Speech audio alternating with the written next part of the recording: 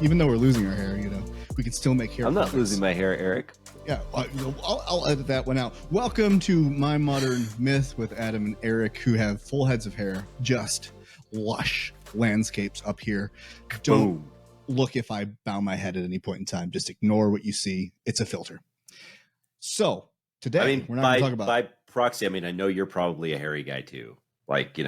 Yeah. We make up for it in other areas. We do. I know I do.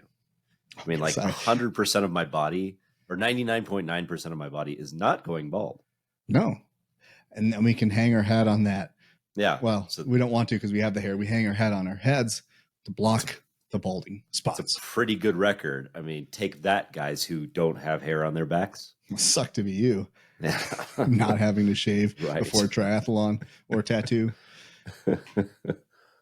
Now I'm sad. So let's talk about Petty Tyrants and the people and thoughts that block us from living our best life. Side note, just to tie it in, a bald spot can be a petty tyrant. It doesn't have to be a person, because it's anything that makes you insecure, anything that makes you believe that you can't do something, anything that makes you believe you're bad. So that's going to be the frame of the conversation. And I guess getting into it, the most obvious way we can talk about petty tyrants, and I got this term from a mentor of mine. I don't know who originally ever created it, but I shared the story about this person who mentally, I guess, manipulated me and took advantage of my skill set. And he was a trusted person and really took advantage of me. And that hurt. And then he said, my mentor said, well, thank God for him and the petty tyrants in your life. And I was like, say what?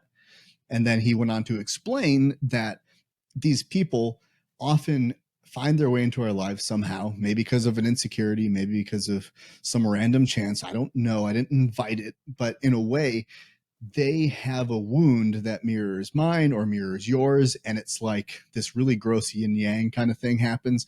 But the reality is they triggered something in you that allows you to see that you had a problem. And so thanks for that, petty tyrant. And it's not to excuse the behavior, but it is something happens and we have to do something about it on the other side. So to give that example, I guess I think it's a great example.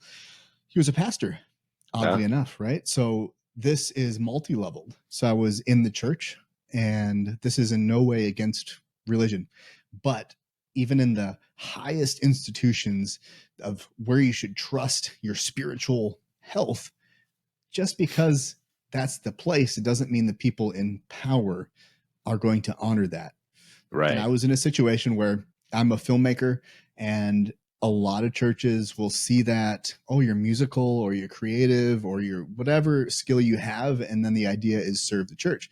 And so at best, that's wonderful. That's how a community can really rally together and say, hey, I'm strong here, I'm weak here. Help me where I'm weak, and I'll help you where you're weak. And, it's great to serve that way.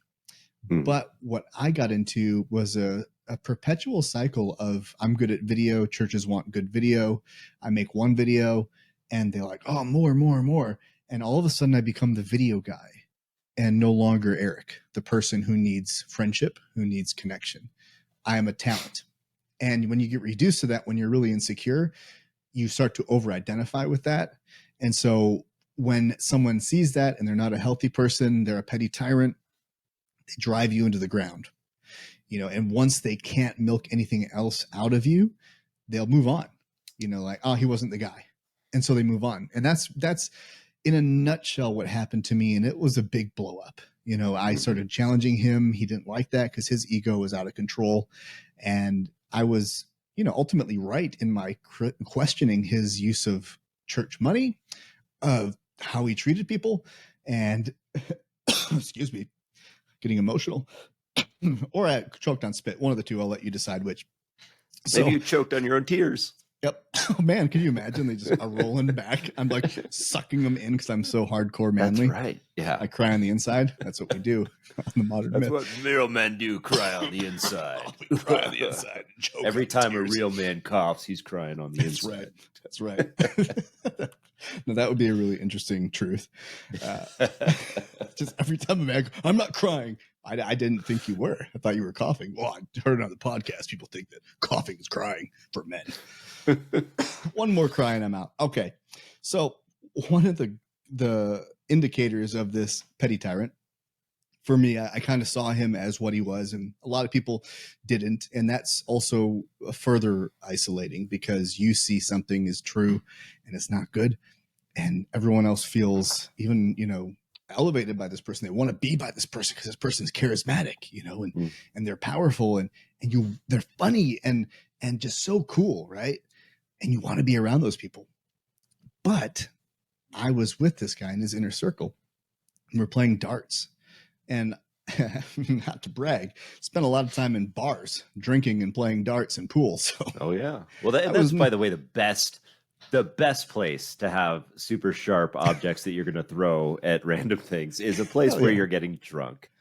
Perfect idea. It's really a marriage. Yes. That makes sense. And so I have skills, and I'm playing darts, and I'm beating him, and he grabs my hand when I'm about to win, and he pulls me in like awkwardly close and puts his right up to my ear, his mouth up to my ear, and says, "I'm not used to not being able to walk into a room and beat everyone at everything. I don't like this." And then I beat him at darts, and our friendship was pretty much over. Nice. So that's a big sign that someone is wildly insecure, that if they don't have the high score on the pinball machine and they don't beat everyone at darts, probably not a spiritual leader. Now tell me this, Eric, though, when you beat him, like when he was whispering in your ear, he leaned up into your ear and he whispered, "I don't like being beaten. I'm not used to this." Did you turn and look at him right in the eye? And then while you were still looking at him in the eye, you just chucked the dart and hit a bullseye? God, I wish. You got to say that's exactly what happened. Then you're not going to like this. Bam. And then it explodes. You walk away, tossing your cigarette. I just blew up his mother-in-law's house. That's I'm sorry. This wasn't even your house. Throw a dart into a propane tank. As I slowly walk away. Yeah. Hell yeah. That's the story I tell myself at sleep to empower myself. Yeah. You just see his face now. No. As the dart just flies through the air. As he's trying to hit it out of the air like some weird cat. Hits some drunk guy in the temple and go Alabama football.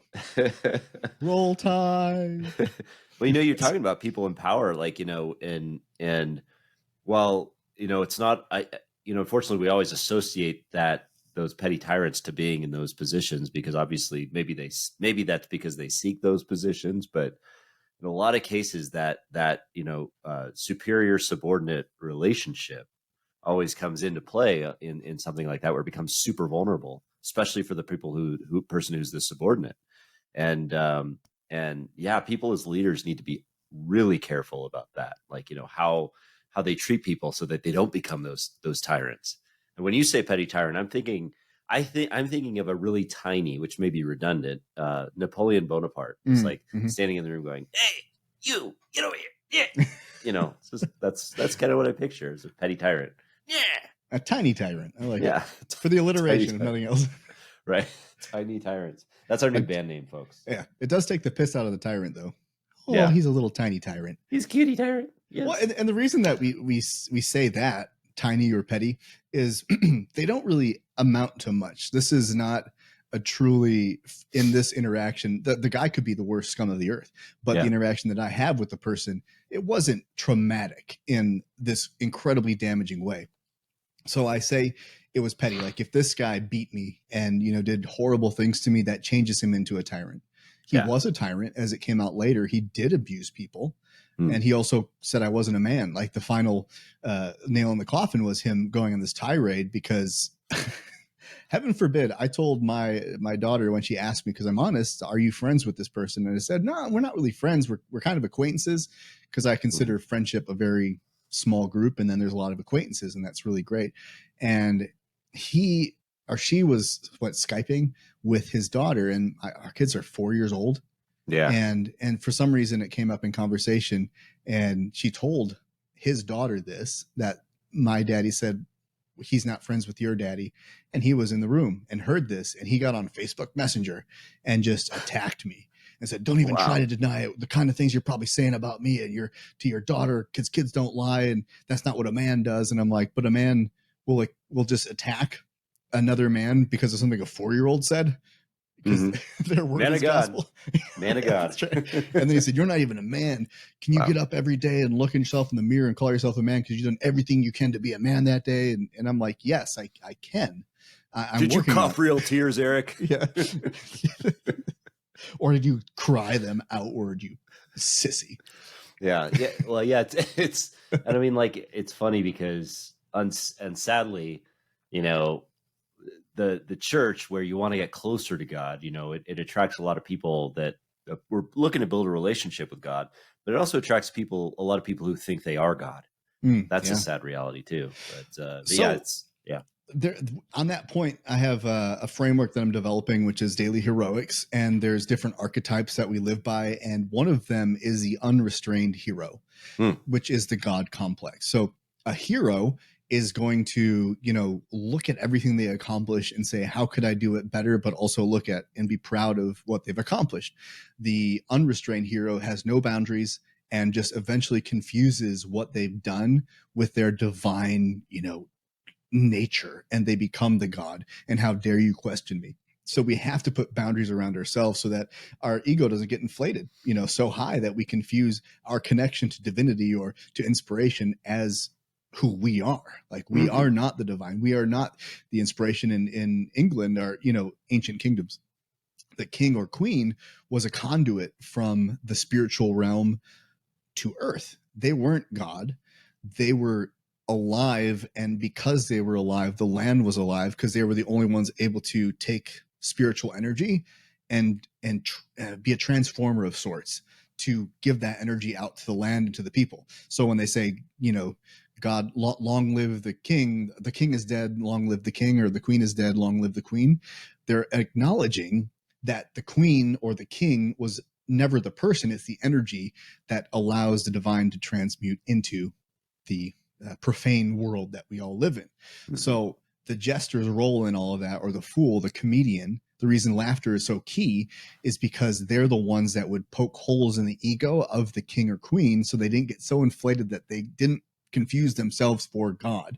And so when you see people who can't take a loss, who can't be made fun of, you can always see the petty tyrant in them, because they're confusing their heroicness with God. And that's the unrestrained, no boundaries. They are the divine child instead of the hero.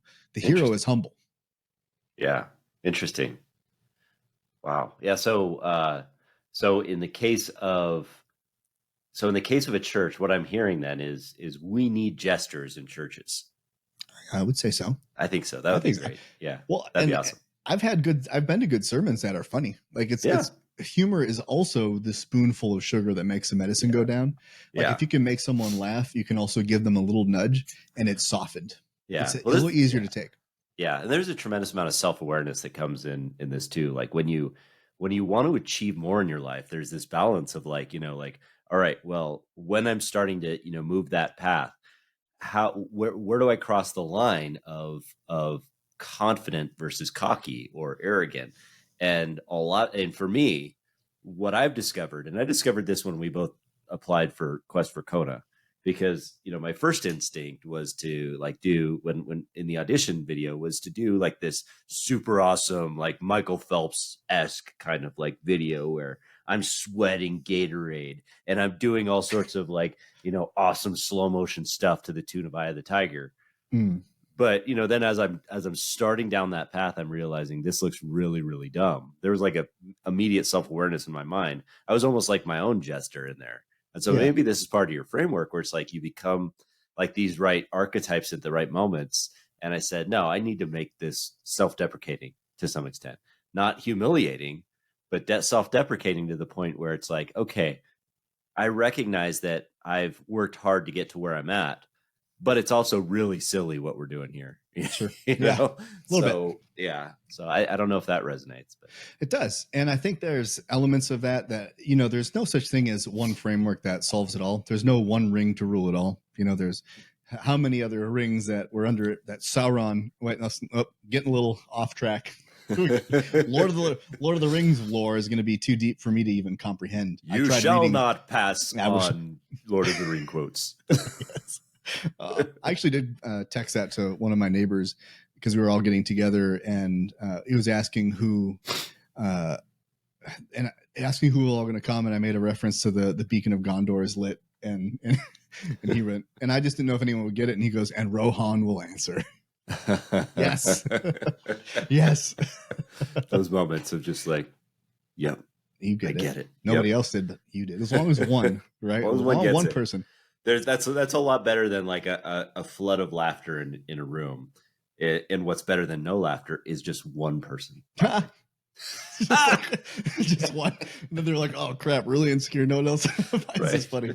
My guy. Okay. Yeah.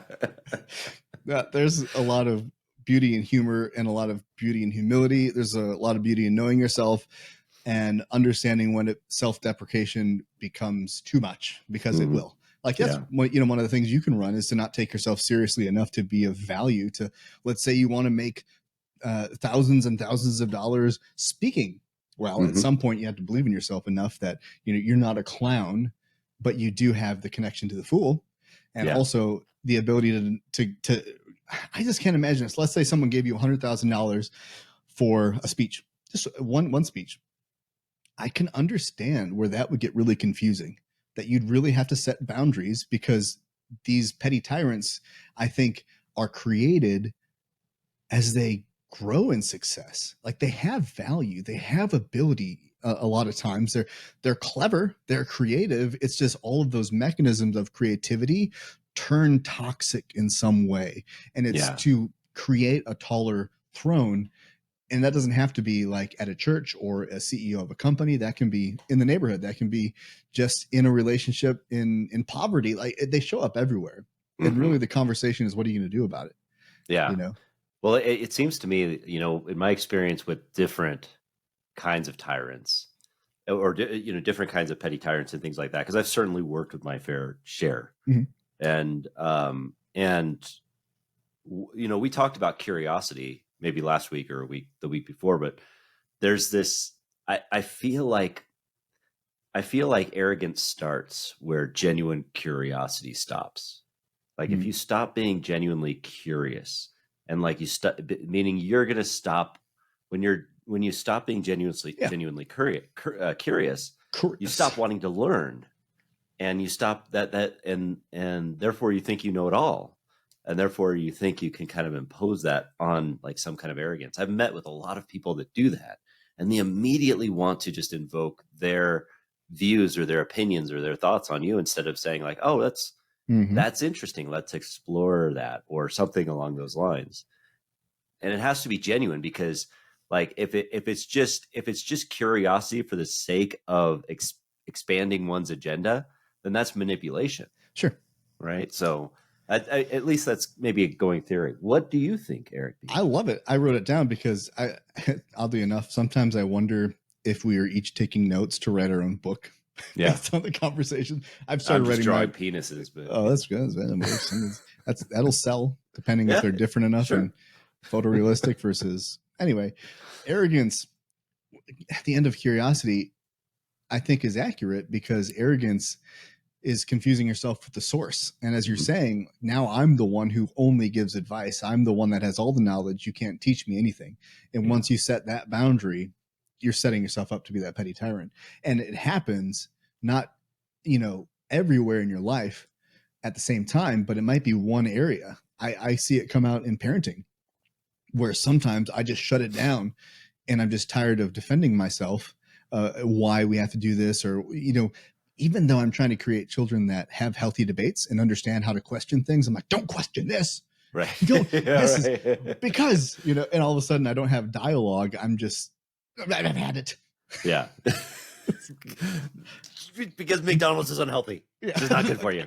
Because I don't want to. Okay. I want to drive. Sorry, McDonald's. This episode is brought to you by McDonald's. Come in for a Big Mac or a frosty, what's his face? Grimace shake. Oh, yeah. Which is vanilla, a purple vanilla. And ask for a frosty so we can tell you our machine doesn't work. Yeah. I took my kids so many times to the Frosties I think that's what they call them, because they just liked it, whatever. And I'm like, fine, we can do it. And I think 100% rate of, that doesn't work. Or a frozen Coke or whatever they have there. I'm like, oh, let me guess, it doesn't work. We'll try it. Okay, thanks. Bye. I don't know what it is about them having that on their sign, but they really should take it down because it's there's like still been 2 years. they're still they're still working through the kinks. They're just a fumbling startup at this point. So you just got to be patient. Was it you that told me that McDonald's was original? Their mission is real estate, not fast food. Yeah, well, I mean, they're a lot of their value is in real estate. So most of their value is building real estate. I don't know if I'm the one who told you that, but I've heard that as well. I'm going to say you told me that because it was somebody, and I only talked to like 3 people. Yeah. Well, so at least I have a 60% chance of being right on that one then. Anyway. I don't know. Don't do math. Happy math show. Yeah. We're not getting there. I will fail very fast. Yeah. So, yeah, I think that the petty tyrant, when you find them, because you will, they also can be in your head. And that's what I think an external tyrant will tell you and show you. Because if you are perfectly balanced, if you're perfectly healthy, healed, grown, just on your path, you know who you are, stand confidently in it, you're not going to be influenced by a petty tyrant. You're going to say, okay, bye. You're not going to let them in enough to trigger you in a way because you don't really have anything exposed that they can, pick apart. They'll probably just not even be interested in you.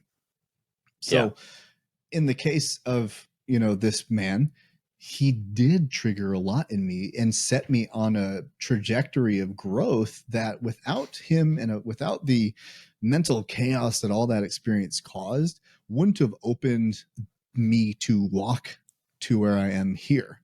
And I'm not saying that because of him, I did all of these things. I happened to be in a situation and made choices. And that's what we all get to do. We get to react to whatever happens and decide how we're going to take a next step forward. And that becomes a very internal conversation. All the external stuff can happen to you, but ultimately it's whatever's going on in your mind, and the petty tyrants there, if you're going to challenge them. And so mine were, well, what is a man? Maybe I'm not a man. And then I'm like, well, what is a man? Every time I have a question like that and I have a feeling that says I am not, or this is bad, or even this is good, I like to ask myself, why is it bad? Why is it true? Why is it false? And if I can't answer it and I get emotionally revved up about it and I just want to, because it's bad. Right. Oh, okay. Hello, petty officer tyrant. Yes. Sit down and work with you, sir. And then you do work. You start talking to that voice and you start figuring out what it is you really believe. And that's where, to tie your thing, arrogance, no curiosity. So you're not going to get curious to even say, like, why do I feel so strongly? Why do I believe so strongly that this political party is the devil?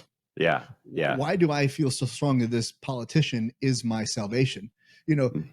All of those are really valuable questions. And why is the other side so evil is one of the ones that has really opened me up, because that doesn't mean I agree with them, but the curiosity there to look at people I disagree with has opened me up to really understanding what it is that I even believe. And sometimes that does change.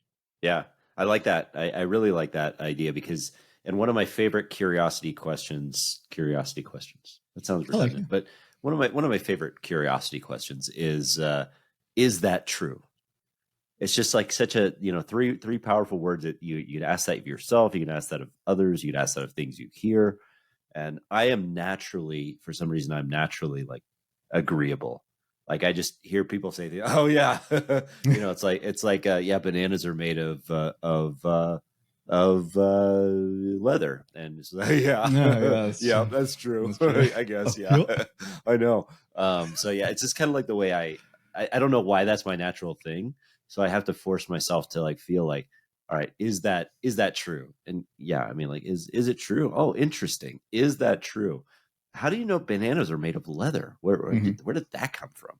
It's like, yeah. And so it gets me away from that. Yeah, thanks. Yeah. Leather. Yeah. So I'm going to go bite a belt and then bite a banana and test this theory. Yes. Yeah. I would argue though, they probably taste about the same texture. The peels? Yeah. The peeling. I find it appealing. One's more slippery than another. You ever done that? Actually just tested it out and slipped on a banana peel? I mean, I have done that enough in Mario Kart to know that it is. Yeah, but that means Mario curiosity. Kart is, yeah. Right? It's but Mario Kart's like physics, like it obeys the laws of physics. I mean, you could jump on Rainbow Road into space and land on another road. A spiked turtle shell will seek out the leader. Oh, yeah. Why question that science? You don't need to question that science. Mario Kart science is sound science. It is. I'm gonna base my life on Mario Kart physics. Yeah. See how far that gets me. Curiosity. You know you're not, because I have a spiked shell. It's coming at you. Ready? Yeah, I was like, there it is. Hit. I was like, maybe it wouldn't hit. I don't know. Oh, good Lord. The conversations that we can tangent off into. Indeed. It's pretty wonderful. Well, yeah. The Curiosity Voyage, which it's from like a show, and I think Stranger Things, maybe the audiovisual club, the AV club, that you've seen the show. Oh yes. The mustachioed leader of that, I can't remember his name, but he called them. He's everyone put on your curiosity caps, or like he had something that he would say, and I'm like, I love that. Now as a kid, I would probably think nerd, but now I'm like, I really would like to put on my curiosity cap for a little adventure. Mm-hmm. And then I think there's partly because now I'm old enough to not feel like I want to learn. Like I feel like I want to learn, and as a kid, I wanted to play. And I think, play is the way the kids learn, right? Mm-hmm. I mean, at least that's what I think. So I think it's interpersonal. At least, I think there's a lot of stuff that you figure out in conflict as children that without that, and just focusing on learning certain, academia for a small group is amazing. But for the larger group of people, I think they miss out on some of those social things that, we have raised our children to homeschool, right? So they started reading later than everyone else, and people, didn't make them feel bad about it, but they're like, that's weird. And when I started teaching them to read at like, I don't know, 7 or 8 or something like that, I think most kids like 5, 6, somewhere in there, they're first grade, whatever. Mm-hmm. They figured it out on their own pretty fast because they were motivated to do it. They wanted to learn how to chat with their friend on this or read this video game. Yeah. And so I stopped telling them what it was. And then they're like, well, how do you do this? And then they learned it within a year and they were reading fine. Oh, wow. Other kids have been doing it for like 2 or 3 years by the time they started, and not until 25 does your brain fully develop. So it's like all of this education was jammed into you by the time you were 18 and you haven't even have a fully developed brain. And then you're like in college and you're in your career. And I say this all because for me personally, I wasn't ready to learn anything until age 25. Oh, 100%. Yeah. And I didn't know who I was. And I felt like that early part of my life was to figure out what I enjoyed, who I was, and figure those questions out versus spending so much energy on things like algebra and whatever. And you could argue that that's foolish.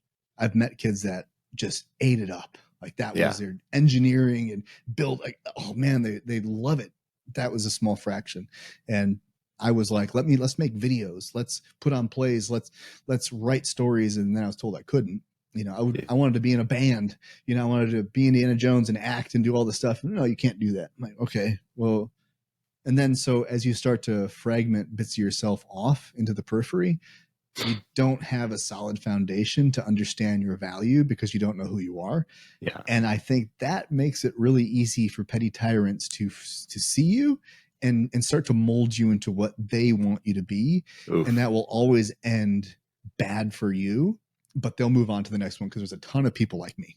Yeah. That's, I mean, that hits because like when you were talking about that, I realized, it's not, I mean, our teachers can be petty tyrants, you know? I mean, and that to hear like that idea of like saying you can't do something when you're 16 years old. Are you kidding me? You haven't even developed yet. I didn't know I was going to be a freaking triathlete or a speaker or write a book.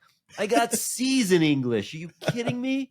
But the thing was, I mean, I fortunately had a couple of really great teachers, that like in newspaper, I took newspaper, great teacher. And then here's the distinguishing factor. She was kind of a tyrant, not a petty tyrant, a fun tyrant. Hey. And there is a difference, I believe. I mean, there are fun, like, it was like the quintessential version of, like, Spider-Man or Clark Kent going into the newspaper going, Kent, get in here, and blah blah blah blah blah, and that was kind of the way it was, but it was like fun. I mean, and she made it fun, Sure. and we made fun of her. So the petty part is a There you big go. part of it. It feels like.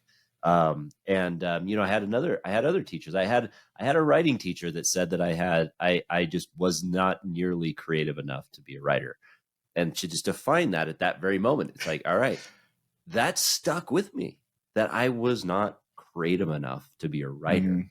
Meanwhile, I was playing the cello and, like, making a tall state and doing all sorts of different creative Pish stuff. posh. But yeah, that was but Miss so and so, who I won't name, said I wasn't creative enough to be a writer. That's like, why would you do that to a teenager? I mean, yes, say here's where you can improve, but man, it's like, you'll never do this. It's like, what the hell are we thinking? I don't know. That's bad. It's just like there's no place for it, and right. That's a good point. Is your experience in school, you're forming, and you're being exposed to all these adults that are becoming these figures for you, is so profound. Yeah. And it's generational. So my dad, growing up, I didn't have these conversations with him because we didn't talk like this, but I found out, when he died, I had more conversations with my mom and his family and stuff, and remembrance of him. And I wish I would have known some of this stuff beforehand, but he, wanted to be a singer in some regard. He had a powerful voice. I remember as a child, one of the things I enjoyed about his voice was how loud he could sing opera off key, or if he didn't know it, and he would just, but he had the, you could tell when someone has the raw material as the instrument, they just don't have music with it, and they could be trained. And I remember that. And when he was young, he was in Catholic school, and the nuns shut him down. They didn't let him sing in the choir. They made him lip sync because he couldn't sing on key. And so they said, you're never going to be a singer. Just don't sing. And so in my house, he would go, and he would just be goofy, right? And own it. And he didn't care. And then we go to church, and he would just, his lips, I would look, and they would be moving ever so slightly. I could tell he was singing, but he did it underneath his breath because that nun said, don't sing. You're ruining it for the rest of the kids. So you need to just move your lips. He wanted to unleash his passion, his joy. He wanted to enjoy it. I don't care if he's bad or not. He wanted to express himself. But when you suppress your ability to express yourself, it will express itself in very rusty, gross ways. And he became very rageful. And when his voice erupted, it was scary. He almost got arrested in the airport because he lost his shit. And he was loud and scary with his voice. But he could have been creating this cultivation of a beautiful instrument. But when he was in elementary, middle school, he was told he could never sing. Yeah. It makes me sad because then that is handed down to me because he won't let me be creative, because what he's doing is protecting his son, which I didn't see, from the same path. And, the funny thing about it is I didn't know that, but I replicated him.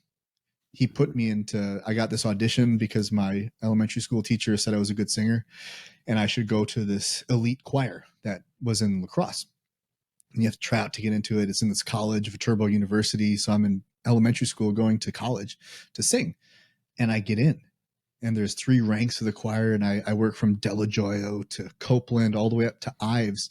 And I worked my ass off to get there. And I'm singing solos and doing all this. And it's intense. The doctor of the program, he's got a voice too. Great opera singer voice, but he could scream. He was my dad. Yeah. And the last concert I ever went to, we sing in Latin and German. I never knew what I was singing for those concerts. Right. We were tuxedos and I lip synced the whole concert. Wow. Just like my dad. And then I find out after he dies that he did the same thing.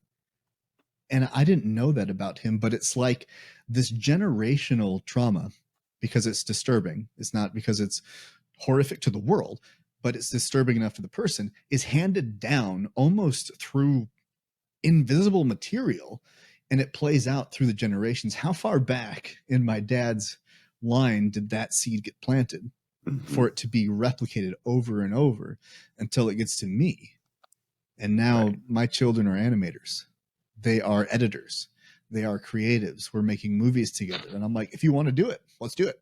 Yeah. Just wherever you want to go. Like, I'm supporting that. Absolutely. Yeah. I mean, I don't know anything about that passing down of different stuff, running a family business and all that kind of stuff for generations. None. Yeah, but it's interesting. Yeah, that's a whole different dynamic, I suppose. It's with familial petty tyrants, you know, could be like, how about, I don't know how much you want to share about that, but there's old world. It was, you know, we're all surviving, and then it becomes this, I'm a farmer, you're a farmer. Oh, I got injured. Can I have some of your crops? And then you can take some of my stuff. I have this, and we take care of each other. And then all of a sudden we start specializing, being like, bro, I'm really good at corn, you know, harvesting and planting and whatever. And you're good at sewing. So how about you sew some clothes for me, and I'll add extra crops so that you can have corn and then all of a sudden we start to become shoemakers and thatchers and farmers, and it evolves where now you have this lineage of, you were born into this family, you're a shoemaker, you're a shoemaker. That's what we do. And then it gets to our country now, and now we can break away from the family, but we still have family businesses like you. Right. So is there this path of, this is my destiny, almost, where it's not even petty tyrants, it's just fate, and you know, you're grateful, you know, because of where you are in life, but you also have this constricture of, well, this is what's expected of me. Yeah There's absolutely that. I mean, I think that it is one of those things, which is why I'm glad I have the freedom to do what I'm doing, you know, on the side as well, is because, you know, the fact that because it gives me a sense of something that I'm creating outside that isn't, you know, part of this thing that is like, there's a lot of structure to it. There's a lot of different, you know, with legacy comes like legacy baggage, you know, that there's a lot of like, you know, stuff like, this is the way we've always done it kind of stuff. And it's like, well, that's not the way it should be done. And, you know, so I find myself, as I'm running this company and learning more about it, that, you know, for 15 years while I was working in this company, I had all of these preconceived beliefs about what the company represented, what that was. And slowly it's like, now I'm getting curious. I just believed them, but now I'm getting curious and asking like, well, does it need to be this way? Does it need to be that way? And I'm challenging it. And maybe even, and I'll take this a step farther for the curiosity part. I think curiosity, I feel, actually brings out the petty tyrants. It brings them to the surface, because when you start getting curious with people, the petty tyrants will say, well, of course it, you know, and they'll be assertive and certain and maybe even abusive in some ways to answer the question, and they won't be thoughtful about it. And that's been my experience with curiosity in some ways. I think that's great. That's a really excellent statement, because curiosity is, we talk about antidotes, and that's the antidote to the wound of a petty tyrant. And this petty tyrant isn't a label to just throw at people because they disagreed with you or they made you feel bad. Like that's it's not what it is, but you can think of it that way if it helps to say like, this bothered me. But the second you use this terminology, that you frame it this way, you have a responsibility, because now you know the solution, and the solution isn't to attack that person. It isn't to distance yourself from that person necessarily. It's to ask yourself and get curious questions. Why is this bothering me so much? Is what this person doing truly bad? Is it damaging? And what do I need to do about it? So it's not an excuse to just vilify someone and create a villain, because that's not being a balanced hero. That is that's the aggressive victim mindset, where a victim is like, oh, poor me, everything, you know, I'm helpless. The one who is the accuser, everyone's a villain and it's not my fault. I have no power still, but it's because of you. And now I'm mad and I'm feeling empowered because I'm just angry at all of you out here who hold me down. Yeah. That is not the answer either. It is simply a way to reflect on what's going on inside yourself and say, this guy that I explained, the pastor, really bothered me. Like, why did that bother me so much? Well, he attacked my masculinity and made me realize I don't really know what I believe about being a man. What does make me a man? And can I be a stay-at-home dad and still be a man? Be masculine? Yeah. Well, then I went on that adventure to figure out what I felt about that. And if I am not exercising, working my body, if I can't fight, am I not a man? Well, I don't have to be a UFC fighter. I don't have to be a special forces guy, but maybe I'll get into triathlon. Maybe I'll get into jiu-jitsu and do these physical things. And then I found that enlivened my spirit, a part of me that was dead. So yes, he inspired me in certain ways. He was also an Iron Man. He was the first Iron Man I ever met. And I was like, wow, that's something. I'll never do that. And he did Florida. And that was the one he finished, and I did France. So I'm not saying one is harder than the other, but and I'm guessing France. Because he was always the best person in the room. He won it. He won all out Florida, right? He just won it completely. Probably. Okay, good. We didn't talk. He didn't really talk about it very much, except for that he finished it. Yeah. And there was like and how hardcore it is. And then I talked about I went and did a sprint, and I came to church after the sprint was done, and we were in a group. Hey, Eric, how was the sprint? I can't believe you're here. And then this is what I do as an insecure man around a petty tyrant who is an Iron Man. It's like, well, it's just a sprint. So it's like an hour of effort. So you're not really. And then he was there going, yeah, those are easy. Like, that's not going to tire you out, but like if it was a longer one, like I did, yeah, you wouldn't be here. And I was just like, I just walked right into that. Yeah. All of you. Yeah. I am nothing compared to you, big man.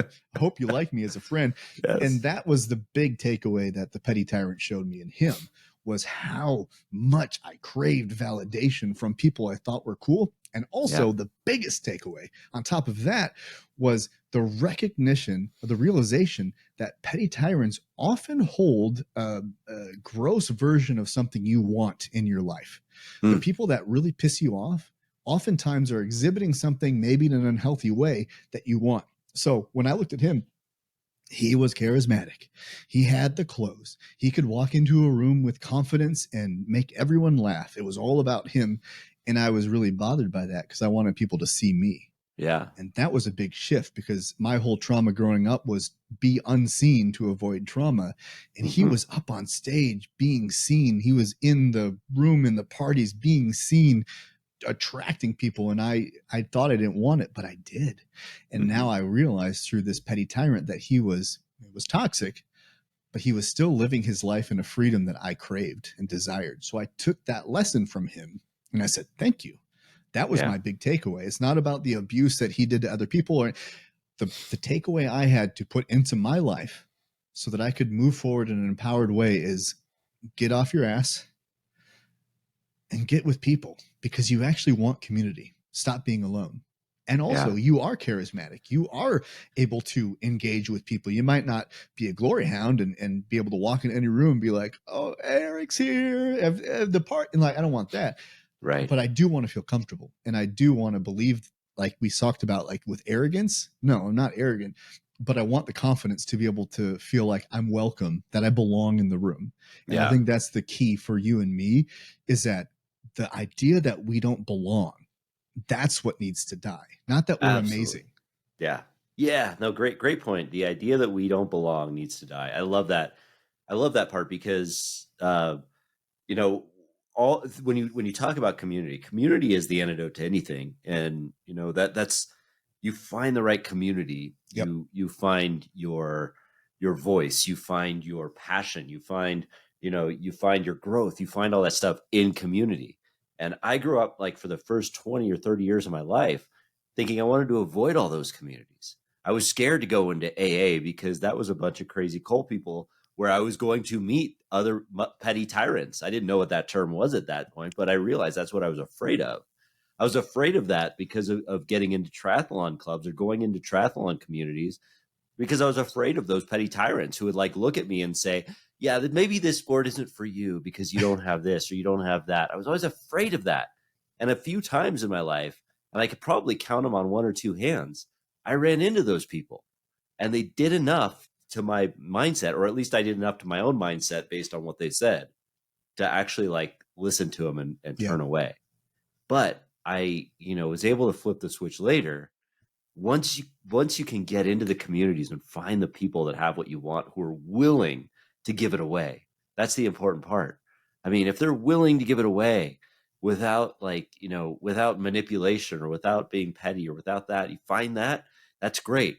If you run into a petty tyrant, all you got, I guess the only thing is no thanks, and then move on. Yeah. I know it's easier said than done because they might be your teachers, your pastors, your whatever. So I'm simplifying it, but it seems like to me that that if you're actively seeking those kinds of communities, that's one of the obvious red flags you want to avoid. You want to find the people that have what you want. Yeah, instead of looking for those people, the one or two examples in the room, like you're trying to find the ones that are there for you, and unfortunately, sometimes that means you're in the wrong room. I did this with jiu-jitsu back in 2017. Same time as Quest for Kona is one of the two reasons why I stopped jiu-jitsu at that time. I mean, I stopped it. I went to 2 classes, then hurt myself. But the classes that I went to was an MMA, super competitive MMA gym, and they were really good, and the really good guys, I partnered with them, and they just humiliated me in front of my wife, and wow. And I didn't know what to do. I just remember, they were smothering me. Like, this dude was really good and really big, and he just kind of made fun of me while he was laying on my face and I couldn't breathe, and it sucked. I was like, I don't know what to do. I got nothing, and I haven't even learned the techniques. So yes, congratulations, purple belt. You're I hope you feel really good about yourself. But he is insecure in his own way, and that wasn't my place. That was what they call a bully gym. So it's kind of this hierarchy of, paying your dues and the gauntlet of pain that you have to walk through to make sure you're one. And I'm like, I'm not trying to be a pro fighter. Yeah. I'm just trying to train. Like, if that's the mentality, like, I'm not here for it. I'm not trying to be a Spartan, Right. I realize that, and I don't know that that's necessary to go through that. I think there's a lot of things that, hey, well, when I came up, we went through this hazing ritual, and so now it's my turn to give it back to somebody. So we can't be the generation that stops it and does it a different way, and maybe cultivate a bigger group of people that actually want to do jiu-jitsu or whatever the thing is. So years go by, I do Ironman, and then I go to a couple of other jiu-jitsu gyms before I find Freeform where I go. And the culture was better. I mean, it wasn't that bully, but it was still like kind of gross where the blue belts would look down on the white belts if they did anything wrong. And I'm like, I'm not here for that. And you don't say jiu-jitsu sucks. You go to a different gym. Yeah. But you empower yourself enough to say, I don't like that. Like, and there's a reason, because I'm just not here for, I'm here not to be like, oh, I'm sorry, sir. Am I in the wrong spot? Oh, I apologize. And I'm not here to shrink. Yeah. I'm going to respect you. I'm not here to disrespect you. Right. But I don't want to feel like, oh, did I say the wrong word? Ooh. Yeah, not my place. No, it's a great point, and to that end, it's while those people might put a stain on jiu-jitsu as a whole, or religion as a whole, or whatever, and I mean, that's an important distinction, to not tie the person to the whole of the organization or whatever it is. Unless that is like a toxic mentality of the entire organization. Yeah. But like, I know I've run into that before, and it's just like, we magnify those voices of toxicity or petty tyrannical nature. We magnify those voices so much to embody the thing we want to pursue enough that we just don't pursue the thing. I remember, we put our bikes in storage, Marie and I, for 10 years because we went on one bike ride and were approached by one asshole who just tore into us, like stopped us on the middle of a trail. And these were, you reminded me of the story, Eric, last week when we were talking, and and I ended up sharing it on my podcast. And I don't know if this is airing before that or not, but I shared it on Flow Over Fear that this guy, like, he stops us on the trails on our first ever mountain bike ride in the very aggressive and third world trails of Irvine, California. And this guy like pulls up on his $10,000 bike, and I envision him doing like this super like slide out thing, like right in front of us, like, "Hey kid," kind of thing. Like a glove. And he's just like he starts it immediately, and he starts it out. Here's the thing. I mean, and this is the manipulative part. He starts it out like with something helpful. "Hey, there's some bees up ahead. You don't want to go up there. You'll get like stung," because I guess I didn't know this, but there are bees out in nature. Ooh. Weird, I know, but there were that? bees out there apparently. And then he starts looking our bikes up and down. He says, "What the hell is that? Like your derailleur's on, like it's skipping right there. Like, is that plastic over your wheel hub? What you can take that off, and like all of this kind of stuff." Where the thing was, he probably thought he was being helpful, but he was being really, really like petty and everything. And we just got so demoralized. We were like, we took our bikes home that we just bought. And the reason they were not great bikes, we were poor. We didn't have money. We just got out of college. We were just like, we want something to do, something that we can enjoy out here. And the first interaction that we had told us, no, you can't enjoy this because you're not part of the fun club and you can't spend $10,000 on a bike. That was my perception of the entire thing for the next decade. That we put our bikes away. We never rode them again because that like impacted our experience so much that we just never took them out again. And until later on, and the guy was right. I just didn't have what it took to be a cyclist, I guess. So I never picked up a bike again. Spoiler alert, he went to the World Championships. Oh wait, yeah, you're right. I forgot about that little detail. Yeah, I know he's so humble, he just never remembers what he's achieved. So I have to remind him every once a month. I go, "Hey, remember." Forgot about that. But no, as he was passing me on the Ironman World Championship bike course, though, like, because he passed me and he was talking about my derailleur skipping and saying that I shouldn't be there. So yeah, anyway. You still have the plastic on that diamond. Yeah, I had the plastic on the diamond. Yep. Yeah, I was. You're getting closer, but you're still a noob.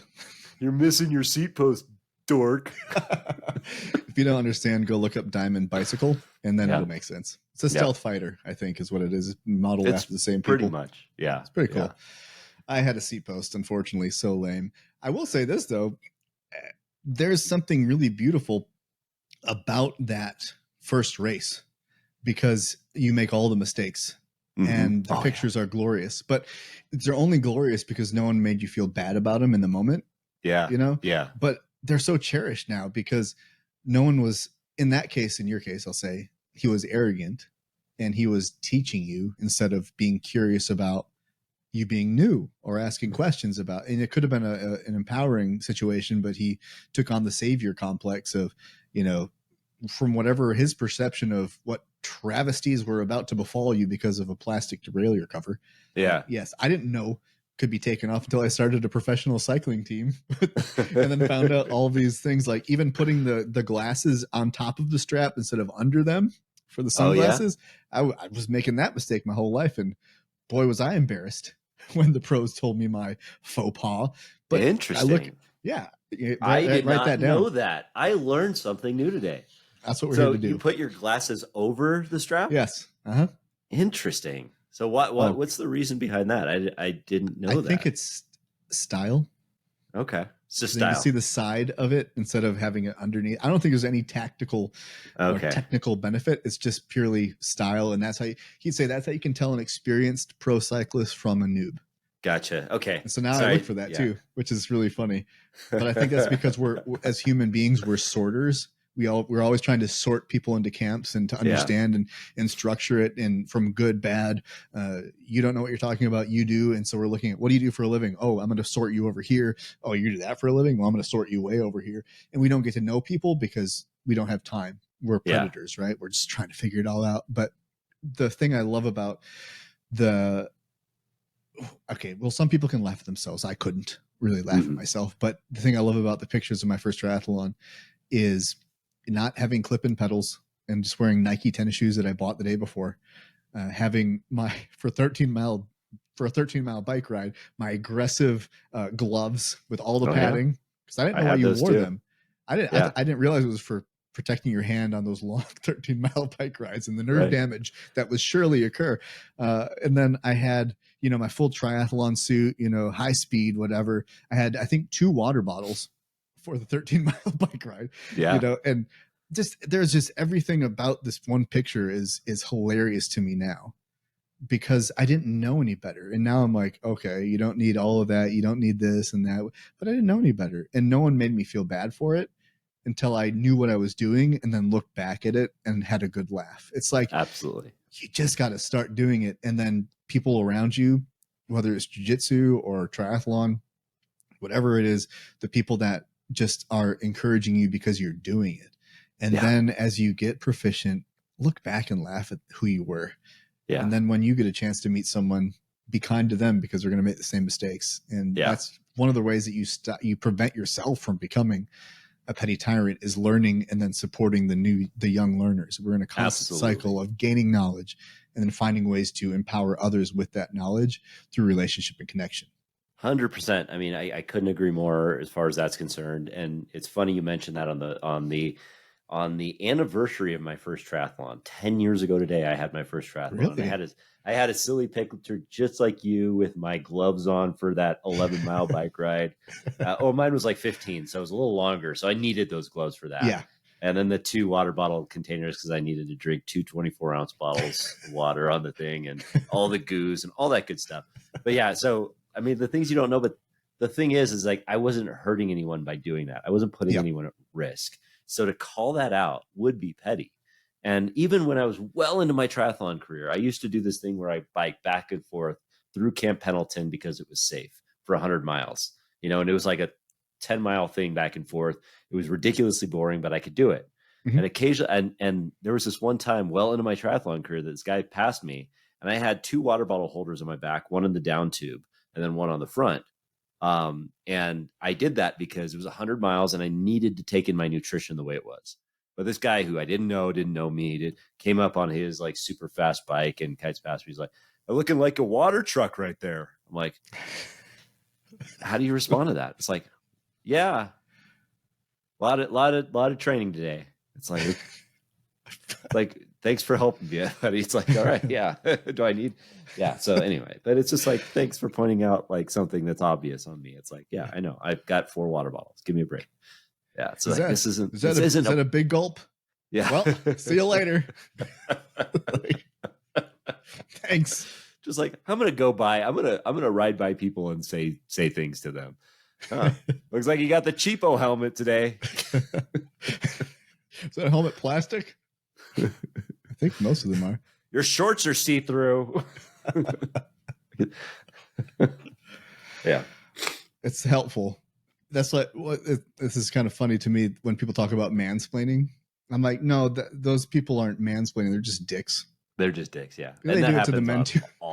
It happens. Yeah, it happens on all sides. I've been mansplained too. No, that's just a dick. Yeah, it's just a dick. Yeah. It's really insecure. Defines his value by, and I'm sure women do it too, by their intellect and knowledge, and that's how they make themselves feel big. They're just dicks. Yep, indeed. Yeah. Well, I think that's going to be the end of it for today. Lots. I mean, there's a lot there, a lot of material to unpack. But if I could give you just one reminder of this whole concept of petty tyrants, again, it's not to vilify anyone. It's to better strategize your path forward, because we all have 2 different paths to walk. One is an empowered path. One is a disempowered path. And this is a choice we can make at any moment. Whenever we have a decision, we can choose one of those 2 paths. It's just when there's a petty tyrant present, we often will go towards the disempowered. And that could be in your head too. It can be just a thought that you don't even know where it came from. Like, you should never sing because someone commented when you were 4 years old that you were bad at singing. It's a voice that you don't know where the origin is, but you do need to get curious and ask it why. And is this truly the best thing and the best use of my time? Is there value in making a different choice? And if that value and is wrapped in a better choice being, oh, I can have freedom here. I would say it's worthwhile, but you also can look at this petty tyrant as someone who's holding a piece of yourself that you need to recognize. Like mine was, I wanted charisma. I wanted confidence. I wanted to be out there. It was just viewed and reflected in a man who was a tyrant and demonstrating those qualities in an unhealthy way. But I still could learn and say, thank you. Thank you, petty tyrant. I hope, you don't hurt people, but my life is going off in this course, and I'm going to take the feelings that I felt around you, the damage that was done, and I'm going to heal that through understanding and getting curious about those confusions, and to also recognize, I didn't mention it, but I stopped making films after this man, and I recognized that part of it was because I was making films for validation. And when you stop doing something because of somebody or something, it doesn't mean that you were supposed to stop, but it does mean that you're supposed to pause and reflect and understand, oh, I was doing it for the wrong reason. And in time, if that's truly a part of you, it's going to keep coming back and knocking at your door because you can't stop. Like I need to make movies. I need to write. What does that mean professionally? I don't know. I want to create an environment where people can write, not because they're going to be authors or playwrights or screenwriters, but because writing is so important as a way to creatively express yourself and also speak. Like I want people to be able to speak, even if it's not professionally, in a group. So there are exercises that don't have to lead to profession, but they do lead to expression. And that ability to open up gets that poison out. It keeps things moving. It keeps the channel open for inspiration and action to take place. And petty tyrants kind of clog that up. And that's like I sometimes look at myself as a geyser that's clogged.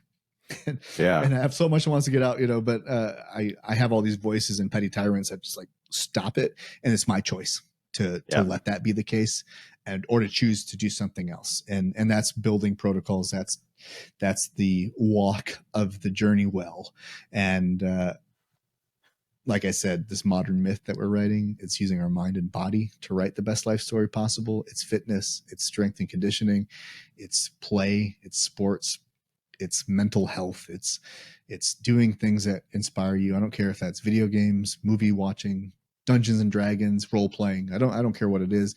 Everything just has to be in balance with the physical and a mental aspect. Because if I just write for 5 months and don't move my body, I'm not going to be happy. And if I stop writing and just move my body for 5 months, I'm not going to be happy.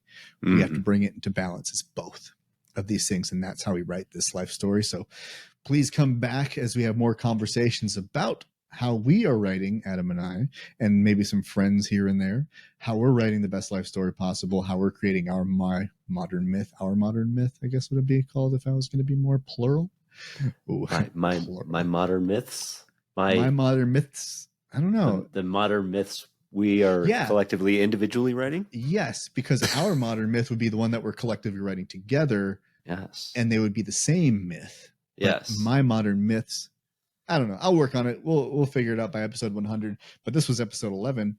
I forgot to make a big deal out of episode 10 because that's like a milestone. It is a milestone. Last week was episode 10, so we're trucking right along. And thanks for stopping by. And I'll see you in the next one. Yeah? And don't myth the next one. Don't myth it because it's gonna be a real good one. So until next time, journey well, my friends. And as always, bye. Bye. I was going to do something crazy, but I forgot what it was. Oh, well. You missed an opportunity. I did. I missed that. Bye-bye. Yep. I can't stop the button.